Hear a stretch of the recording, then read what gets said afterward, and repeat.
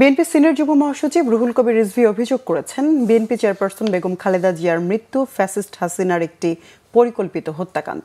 অন্যায়ভাবে জেলে রেখে বেগম জিয়ার খাবারে বিষ মিশিয়ে তিলে তিলে মৃত্যুর দিকে ঠেলে দেওয়া হয়েছে।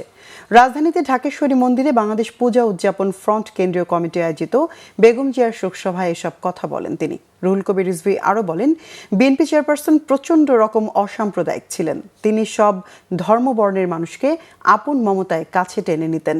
এই কারণেই সব দলের মতের মানুষের অভিভাবকে পরিণত হয়েছিলেন। বেগম জিয়া গণতন্ত্র প্রতিষ্ঠায় আজীবন সংগ্রাম করে গেছেন বলেও মন্তব্য করেন রুহুল কবির রিজভী। চলে যাওয়া, তার এই মৃত্যু, আমি মনে করি এটি একটি হত্যাকাণ্ড। শেখ হাসিনা একজন মহিলা, তিনি হাঁটতে হাঁটতে গেলেন জেলখানার ভিতরে, ফিরে আসলেন একেবারেই অর্ধলাশ হিসেবে, গুরুতর অসুস্থ হিসেবে। তার মানে জেলখানার ভিতরে তার ওষুধে, তার খাবারে নানাভাবে তার সাথে করা হয়েছে।